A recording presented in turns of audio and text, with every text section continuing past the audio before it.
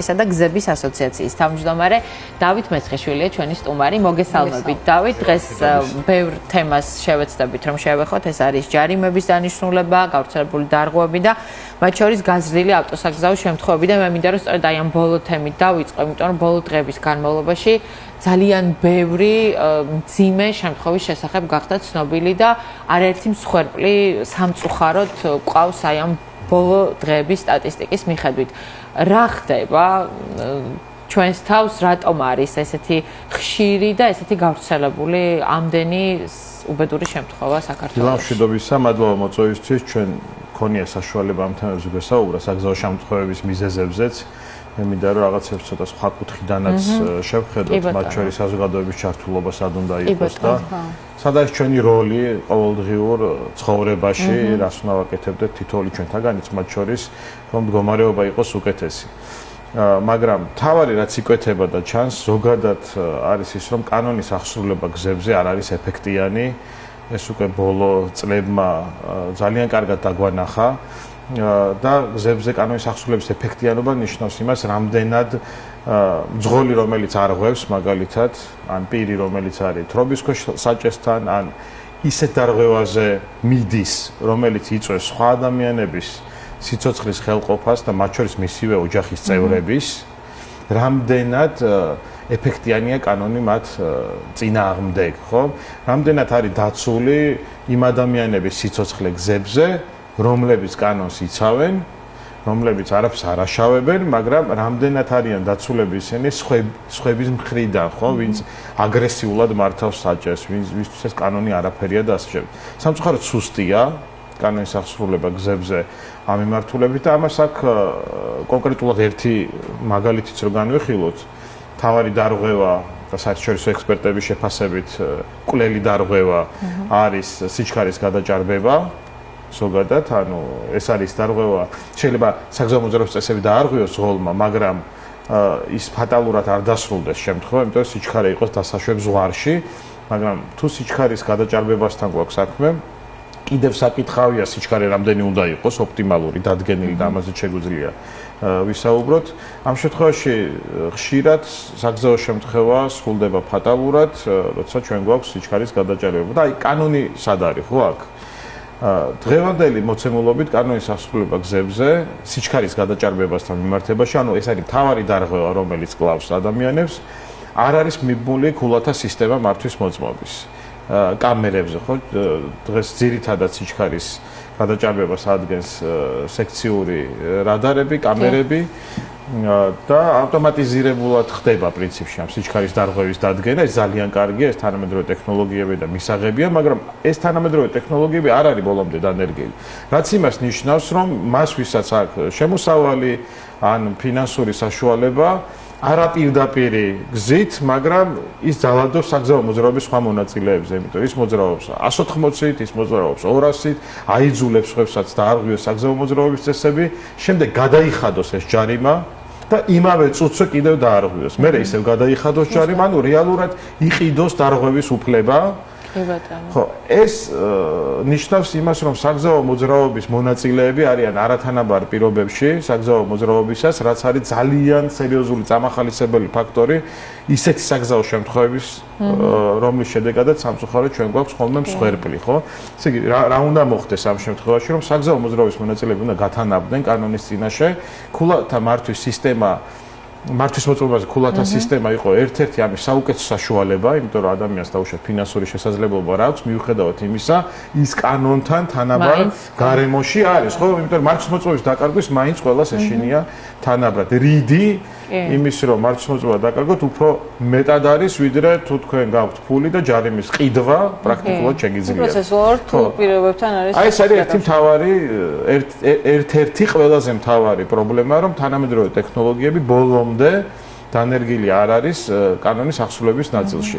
ძალიან ბევრი პრობლემა გადაიჭრებოდა, მაგალითად, თუ ეს მართვის მოწმობის ქულები მიემებოდა კამერას.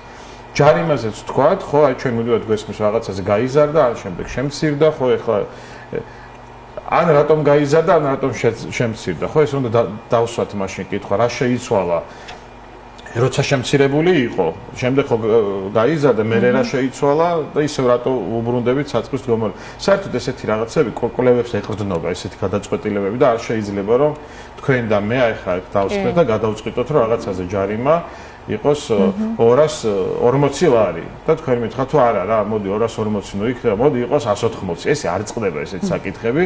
ამას წინ უნდა უძღოდეს სერიოზული კვლევები. და ჯარიმის მიზანი რა არის? ხო, ჯარიმის მიზანია რომ პრევენციული ხასიათი ქონდეს. ანუ ის რომ ვიღაც ერთხელ დაჯარიმდა, მასე ამ ჯარიმა უნდა იმოქმედოს პრევენციულად, რომ მან ის მეორედ აღარ გაიმეოროს ის დარღვევა. ჩვენ შემთხვევაში ეს ხომ ასე არ არის. ანუ ჯარიმა გაზრდელია თუ ნაკლებია, რეალურად ეს იგივე დარღვევები მეორდება და მეორდება. რაც ნიშნავს იმას, რომ ჩვენ რეალობაში ჯარიმას არ აქვს პრევენციული ხასიათი, ამ ჯარიმის არავის არ ეშინია სინამდვილეში და საგზაო უსაფრთხოების სტანდარტიც ამ ჯარიმების გაზრდით არ იზრდება. ხო, ანუ პარალელურ რეჟიმში ჩვენ ეს სურათი ვერ მივიღეთ, რომ ჯარიმა გაიზარდა და საგზაო შემთხვევებში შემცირდა და დაღუპულების და დაშოვილების რაოდენობა შემცირდა, ჩვენ ეს სურათი ვერ მივიღეთ. ხო, აი აქ ჩდება უკვე კითხვა.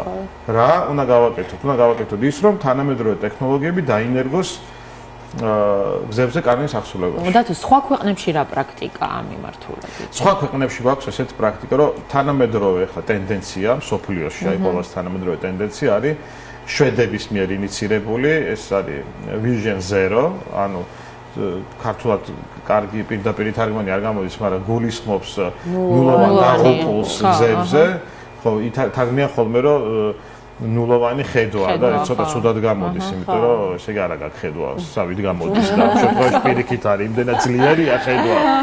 იმდენად ძლიერია ხედვა, რომ ნიშნავს რომ არავინ არ დაიღუპოს გზაზე, ძალიან აღმატებული მიზანი არის. ამაზე თავიდან რომ გაჟღერდა, ხო, მათ შორის მე შეიძლება უნდა ვაღიარო გულსფრულად და ჩემ კოლეგებსაც გვეღიმებოდა, რომ რანაირად ხარ არავინ გზაზე დაიღუპოს ეს რანაირად. იმდენად ჩვენშიც მათ შორის გამჯდარია ის რომ საგზაო შემთხვევები უნდა მოხდეს და ადამიანები უნდა დაიღუპოს. შეგუებულები ვართ ჩვენ ამას და ამას არ უნდა ვეგუებოდეთ. ეს არ არის ნორმა, არ არის ნორმა რომ სამწუხარო რეალობით ხო რომ თბილისიდან ბათუმამდე გავიდეს 10 მგზავრი და ბათუმში ჩავიდეს 4 მგზავრი.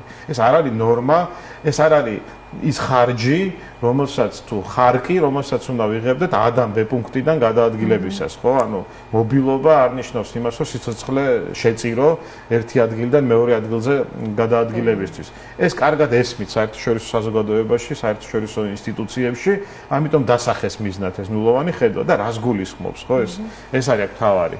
რომ მძღოლმა, აი ჩვენ ახლა მაინც ისევ იმ რეალობით ვცხოვრობთ, რომ მოდი მძღოლი დავიჭიროთ, დავსაჯოთ, ესე ვქნათ, ისე ვქნათ, ხო? და არის ესეთი მძღოლებიც, რომლებზეც უნდა იყოს კანონი ძალიან მკაცრი. კი, უნდა იყოს. მაგრამ მასიურად პრობლემას ჩვენ იმის რომ საგზაო შემთხვევაში შევამციროთ, ერთეული მძღოლების დევნით ამას ვერ მოახერხებთ. და რა არის აქ გამოსავალი ის რომ საერთაშორისო ინსტიტუციები ამბობენ რომ ადამიანური ფაქტორია მძღოლმა ის შეიძლება იყოს მაქსიმალურად კანონი მორჩილის, მაგრამ შეცდომა დაუშვას. შეცდომა დაუშვას ისეთი, რომელსაც მოყვეს საგზაო შემთხვევა და დაღუპულის და დაშავებულიც. ანუ აქ ავსაუბრობთ ახლა ვიღაცა განზრახ, აი ხო გინახავთ ვიდეოები საპირისპირო მიმართულებით რომ მიქრის და უხარიათ და ესეც საოცარი ვიდეოები ვრცელდება ხო ჩვენ რეალობაში. ამაზე კი არ არის საუბარი. აი, ჩვეულებრივ პატიოსან ადამიანზე მძღოლზე, რომელმაც უნებლიეთ დაუშვა შეცდომა, ან ჯანმრთელობის მდგომარეობა გაუარეს და უცაბედად, ან რაღაც მოხდა ისეთი, ინფრასტრუქტურა ისე უნდა იყოს მოწყობილი, საგზაო ინფრასტრუქტურა, რომ არც ერთი ადამიანი არ დაიღუპოს. ეს არის ამ ნულოვანი მაჩვენებლის მიზნის, ანუ მთავარი ამოცანა, რომ საგზაო ინფრასტრუქტურა ისე მოვაწყოთ სოფლიოში და ყველგან გზებზე, რომ საგზაო შემთხვევა, უпростоრად მძღოლის შეცდომა არ გახდეს მიზეზი ადამიანების დაღუპვის და დაშავების. შესაძლებელია თუ არა, შესაძლებელია ნამდვილად, იმიტომ რომ ჩვენ გვაქვს უკვე წარმატებული მაგალითები ქალაქების, სადაც არც ერთი დაღუპული არ არის და რატომ? იმიტომ რომ იქ საგზაო ინფრასტრუქტურა არის ისე მოწყობილი, რომ ეს პრაქტიკულად შეუძლებელი ხდება, მაგრამ მთავარი ის, რომ ქალაქების ცენტრებში შეიზღუდა სიჩქარე 30 კილომეტრამდე საათში, ხო? ანუ ამას ვეღარ გადააჭარბებთ. წარმომიდგენიან ამ ხელ პროტესტს გამოიწვევს ეს ჩვენს რეალობაში. ხო, და ეს იმიტომ გამოიწვევს, რომ სამწუხაროდ არ არის შესაბამისი ინფორმაცია საზოგადოებაში, რომ თუ ეს სიჩქარე დადგინდება მაგალითად თბილისის შემთხვევაში ცენტრალურ ქუჩებზე, ჩვენ გვექნება ნული დაღუპული ქვეითების მაჩვენებელი და უნდა გვახსოვდეს, რომ ჩვენი სტატისტიკიდან, სამწუხარო სტატისტიკიდან, რომელიც არის 450 დაღუპული წლის განმავლობაში, მე-13 მოდის ქვეითებზე. ჩვენ შეგვიძლია მე-13-ით შევამციროთ დაღუპულების და დაშავებულების რაოდენობა. და აი კარგი რამ გამახსენეთ, იყო ესეთი კამპანიები, რომ აი ჩვენ არ დაუშვებთ, სხვათა შორის ქონდა მერიას 1-2 ნუ თემა განსახილველად შემოტანილი სოციალურ ქსელებში, რომ შემცირდეს სიჩქარე ისე როგორც ამას ევროკავშირის ქვეყნები აკეთებენ და ქალაქები და ატყდა ერთი ამბავი, რომ ესე გავიჭედებით, საცობი იქნება და ასე. პირიქით არის. ხო, რეალურად. ანუ დაბალი სიჩქარე ზრდის ამ შემთხვევაში გზების გამტარუნარიანობას და უფრო ადვილად გავივლით იმ პრობლემატურ მონაკვეთებს, სადაც ეგრეთ წოდებული ძაბრებია, ხო? ანუ ჩვენ მივდივართ 2-3 ზოლია და უცებ თბილისში აღმოჩნდებით ხოლმე ერთ ზოლში. აი ამ მონაკვეთებსაც უფრო სწრაფად გავივლით. ანუ დაბალი სიჩქარე, ანუ სიჩქარის შეზღუდვა არ ნიშნავს იმას, რომ ჩვენ უფრო დიდი ხანი დაგვჭირდება გზაში, რომ მივიდეთ ერთი ადგილიდან მეორე ადგილზე. ამას არ ნიშნავს პირიქით ჩაჭედილი საცობების ნაკლებობა იქნება, იმიტომ რომ დაბალ სიჩქარეზე უფრო ხო ადვილად გავივლით იმ მონაკვეთებს. ეხლა ეს ცოტა რთული ასახსნელია სიტყვიერად, მაგრამ არის შესაბამისი პროგრამები, მათემატიკა ბოლოს და ბოლოს საგზაო მოძრაობა ძირითადად არის შესაბამისი პროგრამები, რომლებიც შესაბამის გათვლას აკეთებენ. ამიტომ ამ პროგრამების მიხედვით, ამ გათვლის მიხედვით არც საცობი იქნება თუ შევზღუდავთ სიჩქარეს, უფრო ადვილად მივალთ ერთი ადგილიდან მეორე ადგილზე და შეჯახების შემთხვევაში ქვეითთან და 80%-ზე მეტია ალბათობა, რომ ქვეითი, ანუ ფეხით მოსიარული გადარჩება. ამ სტანდარტის დადგენით უკვე აღარ გიკვირს, რომ შეიძლება არავინ არ დაიღუპოს, იმიტომ რომ მსგავსი მიმართულებები არის ავტომობილთან მიმართებაშიც, მძღოლთან მიმართებაშიც, არის საგზაო ინფრასტრუქტურასთან მიმართებაშიც, სიახლეები გვჭირდება. რა თქმა უნდა, დაბალი სიჩქარე პირიქით გაძლევს მეტი მანევრის საშუალებას, რაღაც გაუთვალისწინებელიც რომ მოხდეს, ეს ფატალურად ხო, რა თქმა უნდა, რეაგირების მეტი საშუალება გაქვს, სამუხრუჭე მანძილია კიდე და ასე შემდეგ. დათო, ამ ბოლო დროს გავრცელდა ბევრი ინფორმაცია იმის შესახებ, რომ საგზაო შემთხვევა მოხდა მძღოლის დაუდევრობის გამო, რაც მოიაზრებს მობილური ტელეფონის მოხმარებას საჭესთან. ხშირად ხედავთ, როგორ განაშუქნის შანთან და სკროლავენ, დადიან და თან ტელეფონს უყურებენ. ამ მიმართულებით რა მდგომარეობა გვაქვს დღეს და როგორია სტატისტიკა? მეც ხედავ ამას, ყველა ხედავთ. მან მაგ შემთხვევაშიც მივდივართ ორ ფაქტორზე, ხო? ერთი ჩვენი, უნდა ვთქვა, არ მინდა რომ ვინმე იწყინოს, მაგრამ უნდა ვთქვათ, რომ ეს განათლების დონე როგორი არის, ან კონკრეტულად ამ მიმართულებებით და საერთოდ ბევრი რამე ისწავლება ბავშვის ასაკში. მათ შორის, როცა გვიკვირს რაღაცა, რომ აი ჩვენი საზოგადოება მაგალითად რატო იქცევიან ესე და რაღაცა, უნდა წავიდეთ ცოტა წინა წლებში რა ვისწავლეთ.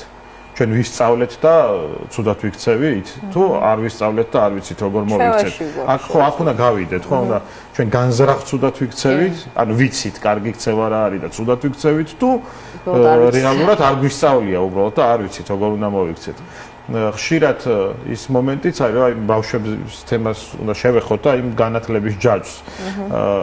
ადამიანებმა არ იციან მაგალითად მობილურის გამოყენების შემთხვევაში თუნდაც ის ერთი წამით დახედვა ეს მომენტში რა მანძილს გადის მისი ავტომობილი და რა მანძილზე და რა ალბათობაა იმის რომ საგზაო შემთხვევა მოხდეს ხო ანუ ელემენტარულად ინფორმაცია არ აქვს ვფიქრობენ რომ ყველაფერს მოასწრებენ შეძლებენ შემდეგ ძღოლს აქ ესეთი დადგენილი ასე ვთქვათ მომენტია ეს ფსიქოლოგიური რომ ის ყველა მიიჩნევს რომ მას არაფერი არ მოუვა და ყველაფერი იცის საჭესთან ეს არ არის ჩვენ ხო ვეძებთ ხოლმე ქართული დარღვევები რომელია ხო ეგრეთ წოდებული ბჭყალებში ეს არ არის ყველასთან ესია სინამდვილეში პრობლემა ის არის რომ ბავშვის ჩვენ რო გადავალეთ თვალე ჩემ ცხოვრებასაც რო გადავალო თვალი რა ვისწავლე ბაღში რა ვისწავლე სკოლაში ავტოსკოლაში რა ვისწავლე ხო ის ცოდნა რაც მე წინა წლებში მიღებული მაქვს ხე შემდეგ რომ ამ პროფილით არ წავსულიყავი საკმარის სრულებით არ არის იმისთვის რომ მე საგზაო უსაფრთხოდ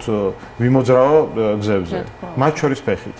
ჩვენთან კიდე ეს ფიქრობენ რომ ძღოლს ეხება მარტო საგზაო მოძრაობის წესები ყველაზე კარგად უნდა იცოდეს ფეხით მოსიარულე. მისი უფლებებისა და იმიტომ ყველაზე დაუცველი ის არის. იმიტომ აი ამ შემთხვევაში როდესაც საუბრობთ რომ ვიღაც საჭესთან არღოს ერთი რომ კვლავ თანამედროვე ტექნოლოგიებზე მივდივართ კანონის ახსულების ნაწილში შეიძლება ამ ადამიანების იდენტიფიცირება, შესაბამისი ადმინისტრირებაც და მეორე განათლების ამბავში მახსენდება უბრალოდ ჩვენ პროგრამას გვაქვს ქონდა ბედნიერება ქალბატონ თამარ გაგოშიძესთან ერთად შეგვექმნა სპეციალური სასწავლო პროგრამა ბავშვებისთვის, ბაღის ასაკის ბავშვებისთვის, იმიტომ რომ იქ უნდა დაიწყოს სწავლება და შემდეგ უნდა გადავიდეთ სკოლაში, მერე ავტოსკოლაში და ასე შემდეგ. სამწუხაროდ ჯერ ეს ვერ დავნერგეთ, პროგრამა არსებობს დევს. იმიტომ რომ ჩვენ თუ რაღაც არ მოგწონს ახლა დღეს, ამას საფუძველი აქვს წლების წინ ჩაყრილი. და საფუძველის ჩაკრა შეიძლება მდგომარეობდეს იმაში, რომ საძირკველი აი რაღაც განათლების და ცოდნის არ ჩაგვიდია თავის დროზე. იმიტომ მაინც პრიორიტეტად მიმაჩნია რომ შევაჯამოთ, ასე რომ ვთქვათ, განათლება არის, ესე ვთქვათ, თავარი საწყის წერტილი, რა ვისწავლეთ, რა ვიცით. შემდეგ, რა თქმა უნდა, ურჩების მიმართ შესაბამისი ზომების გატარება და მთავარი ხო სოფლიო გადავიდა თანამედროვე ტექნოლოგიებზე და არ საჭიროებს მაგალითად პოლიციის დევნას ყველა დამღების მიმართ. შეიძლება საერთოდ პოლიცია აღარც იდგას საერთოდ გზაზე. იმდენად ავტომატიზირებული არის კანონის ახსულება თანამედროვე ტექნოლოგიების გათვალისწინებით. ძალიან დიდი მადლობა დავით, რომ იყავით ჩვენთან და როგორც სასარგებლო ინფორმაცია, ამოწურავი ინფორმაციები მივიღეთ.